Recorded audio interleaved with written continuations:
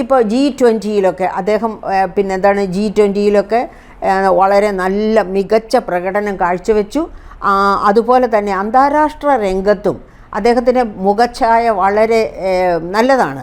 അതെങ്ങനെയാണ് നല്ല മുഖച്ഛായ, അത് ഇന്ത്യക്കകത്ത് അതുപോലെ ഒരു മുഖച്ഛായ സൃഷ്ടിച്ചെടുക്കാൻ ബുദ്ധിമുട്ടുന്ന ഒരു പ്രധാനമന്ത്രി എങ്ങനെയാണ് ഇന്ത്യക്ക് പുറത്ത് ഒരു നല്ല പ്രതിച്ഛായ എടുക്കുന്നത്? അതിന് അദ്ദേഹം പല ടാറ്റിക്സും ഉപയോഗിക്കുന്നുണ്ട്. അതായത് വസ്തുനിഷ്ഠമായ കണക്കുകൾ, ഇന്ത്യൻ സ്റ്റാറ്റിസ്റ്റിക്കൽ ഓർഗനൈസേഷൻ്റെ കണക്കാകട്ടെ, ഏത് അതുപോലെ നാഷണൽ ഫാമിലി ഹെൽത്ത് സർവേ കൊണ്ടുവരുന്ന കണക്കുകളാകട്ടെ, പിന്നെ ഗ്ലോബൽ ഹങ്കർ ഇൻഡെക്സ്, അത് ആഗോളതലത്തിലുള്ള കണക്കാണ്. അതുപോലെ ഏത് ആഗോള NGO കൊണ്ടുവരുന്ന കണക്കുമാകട്ടെ, ആ കണക്കുകളെ ഒക്കെ തള്ളിക്കളഞ്ഞുകൊണ്ട് അദ്ദേഹം സ്വന്തം കണക്കുകൾ സൃഷ്ടിക്കുകയാണ്. അങ്ങനെ സ്വന്തം കണക്കുകൾ സൃഷ്ടിക്കുന്ന അദ്ദേഹത്തിന് മുഖം മിനുക്കുക, എലക്ഷൻ ജയിക്കുക എന്നതിലുപരി ഇവിടുത്തെ സ്ത്രീകളോടോ അല്ലെങ്കിൽ ഈ ഇന്ത്യൻ ജനതയോടോ കൂറുണ്ട് എന്നെനിക്ക് തോന്നുന്നില്ല. എന്നിട്ടും അദ്ദേഹം എന്തുകൊണ്ട് അന്താരാഷ്ട്ര രംഗത്ത് ഷൈൻ ചെയ്തുകൊണ്ട് നിൽക്കുന്നു? അതിന് ഒറ്റ ഉത്തരമേ എനിക്ക് കാണാനുള്ളൂ. ജയ്ശങ്കർ എന്ന അതിസമർത്ഥനായ ഒരു വിദേശകാര്യമന്ത്രി. അദ്ദേഹം പണ്ട് ഇന്ത്യൻ ഫോറിൻ സർവീസിലെ പ്രഗത്ഭനായ ഒരു ഉദ്യോഗസ്ഥനായിരുന്നു. ആ പ്രാഗൽഭ്യം മനസ്സിലാക്കിക്കൊണ്ട് തന്നെയാണ് BJP അദ്ദേഹത്തെ മന്ത്രിസ്ഥാനത്തേക്ക് എടുക്കുന്നത്. ആ മന്ത്രിസ്ഥാനത്ത് ഇരുന്നു കൊണ്ട് അദ്ദേഹത്തിൻ്റെ അറിവ്, അദ്ദേഹം IFS ഉദ്യോഗസ്ഥനായി ഇരുന്ന കാലത്ത് നേടിയ അറിവ് മുഴുവനും ഇന്ത്യയുടെ ഇമേജ്, വിദേശ രാജ്യങ്ങളുടെ മുൻപിൽ ഇന്ത്യയുടെ ഇമേജ് ബിൽഡപ്പ് ചെയ്യാൻ വേണ്ടി, നല്ല സൗഹൃദങ്ങൾ പടുത്തുയർത്താൻ വേണ്ടി പ്രയോജനപ്പെടുത്തുന്നു. ആ പ്രയോജനപ്പെടുത്തൽ അദ്ദേഹം നേരിട്ടല്ലല്ലോ, അദ്ദേഹം പ്രധാനമന്ത്രി വഴിയായിട്ടാണ്. പ്രധാനമന്ത്രിയെ ലോകത്തിന് മുൻപിൽ ഒരുക്കുന്ന ഒരു സമർത്ഥനായ പ്രധാനമന്ത്രിയായിട്ട് ഒരുക്കി കാണിക്കുന്നു. അദ്ദേഹത്തിൻ്റെ വിദേശ നയങ്ങളിൽ ജയ്ശങ്കറിൻ്റെ ബുദ്ധി കലരുന്നു. ജയ്ശങ്കറിൻ്റെ സ്റ്റേറ്റ്സ് ക്രാഫ്റ്റ്, രാഷ്ട്രീയ തന്ത്രജ്ഞത, അതും അതിനകത്ത് ഒളിച്ചേരുന്നു. അങ്ങനെയാണ് പ്രധാനമന്ത്രി ലോകത്തിന് മുൻപിൽ നല്ല മുഖച്ഛായ കാണിക്കുന്നത്. പക്ഷേ ഇന്ത്യക്കകത്ത് അദ്ദേഹം എടുക്കുന്ന പല നയങ്ങളും ഒരു തരത്തിലും ഇന്ത്യയെ മുന്നോട്ട് നയിക്കുന്ന തരത്തിലുള്ളതല്ല എന്നതിന് നിരവധി തെളിവുകളുണ്ട്. മോദി സ്ത്രീപക്ഷക്കാരനായിരുന്നുവെങ്കിൽ സൽമാൻ റുഷ്ദി പറഞ്ഞ വാക്കുകൾ നാം കേൾക്കേണ്ടതാണ് ഒരിക്കൽ കൂടി. എന്താണ് അദ്ദേഹം പറഞ്ഞത്? ഇന്ത്യയിൽ ഒരു സ്ത്രീയായി, ഒരു ദളിതായി, ഒരു മുസ്ലിമായി ജനിക്കുന്നതിനേക്കാൾ നല്ലതാണ് ഒരു പശുവായി ജനിക്കുന്നത്. ഒരിക്കൽ കൂടി ഞാൻ ആവർത്തിക്കട്ടെ സുഹൃത്തുക്കളെ, ഇന്ത്യയിൽ, അതായത് സൽമാൻ റുഷ്ദി ഇന്ത്യക്കാരനായ വലിയ ലോകം ആദരിക്കുന്ന എഴുത്തുകാരനാണ്. അദ്ദേഹത്തിൻ്റെ വാക്കുകളാണ് ഇന്ത്യയിൽ ഒരു സ്ത്രീയായി, അദ്ദേഹം എന്ന് പറഞ്ഞ വാക്കുകളാണെന്നും കൂടി പറയണം. നരേന്ദ്രമോദി ഗവൺമെൻറ് ഭരണത്തിൽ വന്നു കഴിഞ്ഞ് പശുക്കളെ ആദരിക്കുകയും പശുക്കളെ കശാപ്പ് ചെയ്യുന്നു എന്ന് പറയുന്നവരെ മൃഗീയമായി കൊല്ലപ്പെടുകയും ചെയ്യുന്ന ആ കാലഘട്ടത്തിൽ ആണ് അദ്ദേഹം ഇത്തരമൊരു മൊഴിയേണ്ടി വന്നത്. എന്താണ് ആ മൊഴി? ഒരിക്കൽ കൂടി നമുക്ക് ശ്രദ്ധിക്കാം.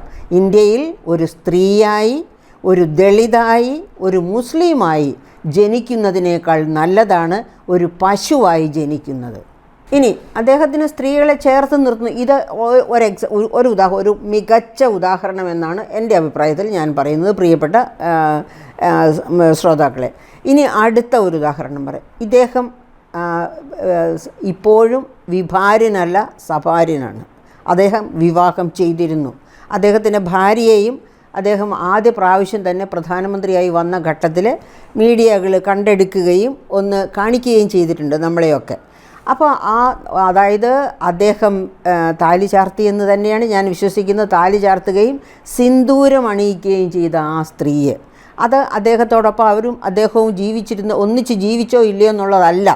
പക്ഷേ ഇപ്പോഴും അവർ അദ്ദേഹത്തെ ഭർത്താവായി തന്നെ ആദരിക്കുന്ന സ്ത്രീയാണ്.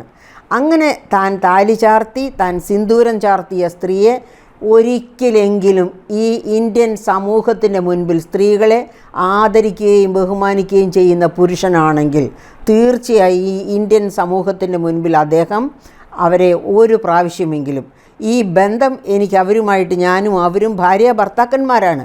അവർ ഭാര്യ ഭർത്താക്കന്മാരായി ജീവിച്ചോ ഇല്ലയോ എന്നുള്ളതല്ല പ്രശ്നം. താലി ചാർത്ത് സിന്ദൂരം അണിയിച്ചു എന്നുള്ളതാണ് പ്രശ്നം. അവരിപ്പോഴും അങ്ങനെ തന്നെ ജീവിക്കുന്നു എന്നുള്ളതാണ്. വേറെ ആരെയും കല്യാണം കഴിക്കാതെ അവർ കന്യകയായി തന്നെ ജീവിക്കുന്നു എന്നുള്ളതും വലിയ മെറിറ്റാണ് അവരുടെ.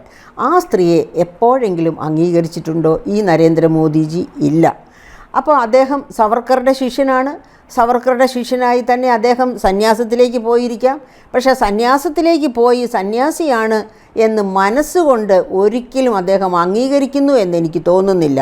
മനസ്സുകൊണ്ട് സന്യാസിയായ ഒരു മനുഷ്യൻ ഈ ലോകം മുഴുവൻ വെട്ടിപ്പിടിച്ചാലേ എനിക്ക് തൃപ്തി വരൂ എന്ന രീതിയിലുള്ള ഈ മുന്നേറ്റം ഒരു കാരണവശാലും സംഭവിക്കുകയില്ലായിരുന്നു. അപ്പോൾ രണ്ടാമത്തെ കാരണം, അദ്ദേഹം വിഭാര്യനല്ല, വിവാഹം ചെയ്തവനായിരുന്നു. പക്ഷേ അത് സമൂഹം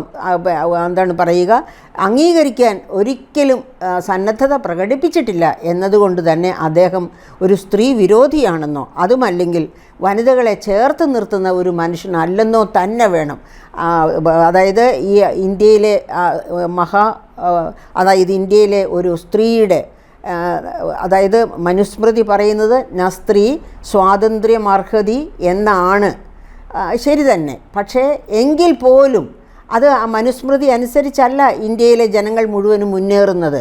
പരസ്പരം ബഹുമാനിച്ചുകൊണ്ടാണ്. ആ ബഹുമാനം അദ്ദേഹം തൻ്റെ പ്രതിപക്ഷത്തോട്, തൻ്റെ ഭാര്യയായി ഒരിക്കൽ വന്ന സ്ത്രീയോട് കാണിച്ചിട്ടില്ല എന്നതുകൊണ്ട് തന്നെ അദ്ദേഹം സ്ത്രീകളെ ചേർത്ത് നിർത്തുന്നില്ല എന്ന് വ്യാഖ്യാനിക്കാനായിട്ട് എന്നെ ശക്തിപ്പെടുത്തുന്നു. ഇനി അടുത്തതായിട്ട് നമ്മൾ ഈ അടുത്ത നാളിൽ പാർലമെൻറ്റിൽ കണ്ട ചില കാര്യങ്ങളുണ്ട്. അതായത് സാക്ഷി മാലിക്കിൻ്റെ അവസ്ഥ.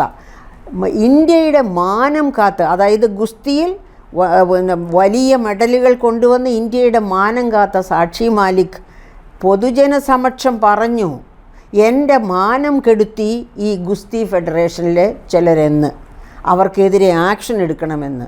ഒരാക്ഷനും എടുത്തില്ല. അവർ സമരത്തിൽ പോയി, ഒരാക്ഷനും എടുത്തില്ല. അവസാനം എന്താണ് സംഭവിച്ചത്?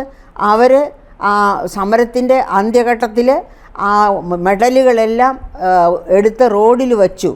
ഞങ്ങൾക്ക് ഈ മെഡലുകൾ വേണ്ട എന്ന് പറഞ്ഞ് ആ ഫെഡറേഷനിൽ സാക്ഷി മാലിക് അടക്കമുള്ളവർ ആ മെഡലുകൾ തിരിച്ചു നൽകി. എന്നിട്ടും അവർക്ക് നീതി ഉറപ്പാക്കിയില്ല.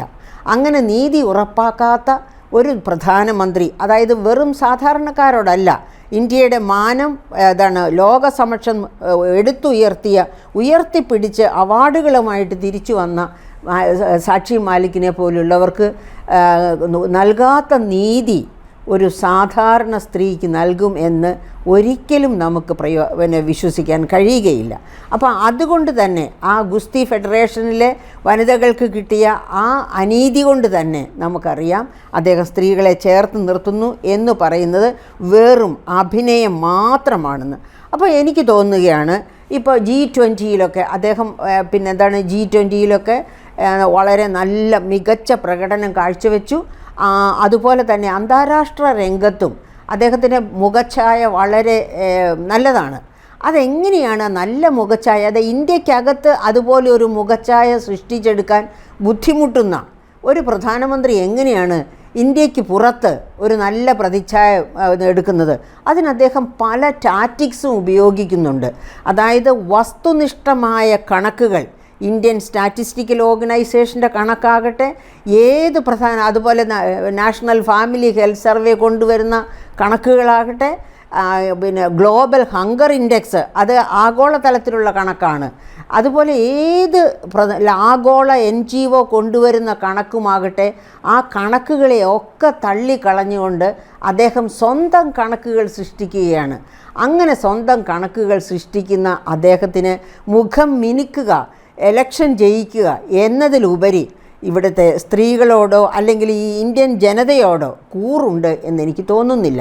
എന്നിട്ടും അദ്ദേഹം എന്തുകൊണ്ട് അന്താരാഷ്ട്ര രംഗത്ത് ഷൈൻ ചെയ്തുകൊണ്ട് നിൽക്കുന്നു? അതിന് ഒറ്റ ഉത്തരമേ എനിക്ക് കാണാനുള്ളൂ. ജയ്ശങ്കർ എന്ന അതിസമർത്ഥനായ ഒരു വിദേശകാര്യമന്ത്രി. അദ്ദേഹം പണ്ട് ഇന്ത്യൻ ഫോറിൻ സർവീസിലെ പ്രഗത്ഭനായ ഒരു ഉദ്യോഗസ്ഥനായിരുന്നു. ആ പ്രാഗൽഭ്യം മനസ്സിലാക്കിക്കൊണ്ട് തന്നെയാണ് BJP അദ്ദേഹത്തെ പിന്നെ മന്ത്രിസ്ഥാനത്തേക്ക് എടുക്കുന്നത്. ആ മന്ത്രിസ്ഥാനത്ത് ഇരുന്നു കൊണ്ട് അദ്ദേഹത്തിൻ്റെ അറിവ്, അദ്ദേഹം IFS ഉദ്യോഗസ്ഥനായി ഇരുന്ന കാലത്ത് നേടിയ അറിവ് മുഴുവനും ഇന്ത്യയുടെ ഇമേജ്, വിദേശ രാജ്യങ്ങളുടെ മുൻപിൽ ഇന്ത്യയുടെ ഇമേജ് ബിൽഡപ്പ് ചെയ്യാൻ വേണ്ടി, നല്ല സൗഹൃദങ്ങൾ പടുത്തുയർത്താൻ വേണ്ടി പ്രയോജനപ്പെടുത്തുന്നു.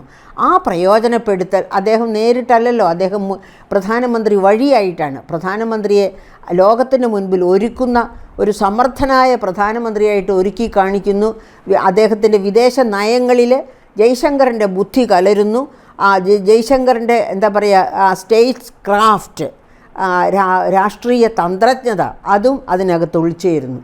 അങ്ങനെയാണ് പ്രധാനമന്ത്രി ലോകത്തിന് മുൻപിൽ നല്ല മുഖച്ഛായ കാണിക്കുന്നത്. പക്ഷേ ഇന്ത്യക്കകത്ത് അദ്ദേഹം എടുക്കുന്ന പല നയങ്ങളും ഒരു തരത്തിലും ഇന്ത്യയെ മുന്നോട്ട് നയിക്കുന്ന തരത്തിലുള്ളതല്ല എന്നതിന് നിരവധി തെളിവുകളുണ്ട്.